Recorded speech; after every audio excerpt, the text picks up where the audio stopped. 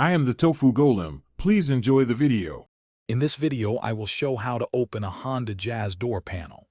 First, ensure you have the right tools, such as a plastic trim removal tool and a Phillips head screwdriver.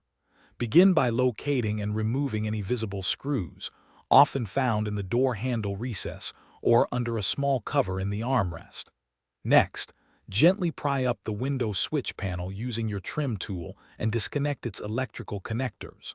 This prepares the panel for the next steps. Once the screws are out and the window switch is disconnected, you'll need to release the retaining clips.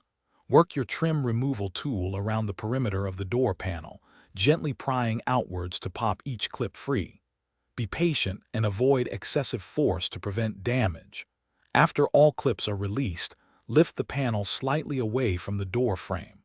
This allows access to the door handle cable and any other hidden wiring.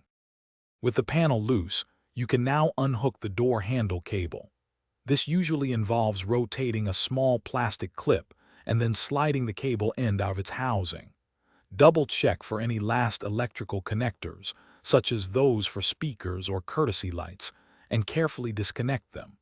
Once all attachments are free, lift the entire door panel straight up and away from the door frame. You have now successfully removed the panel. To reinstall, reverse the steps. Reconnect all electrical components and the door handle cable. Align the panel with the door frame, ensuring the top edge sits correctly, then firmly push around the edges to snap all the clips back into place. Reinsert and tighten any screws you removed earlier. Remember to check the description for a link to the new Kindle Paperwhite and other great deals. Test the window switch and door handle to confirm everything works properly. Thanks for watching. Consider subscribing if we helped you today.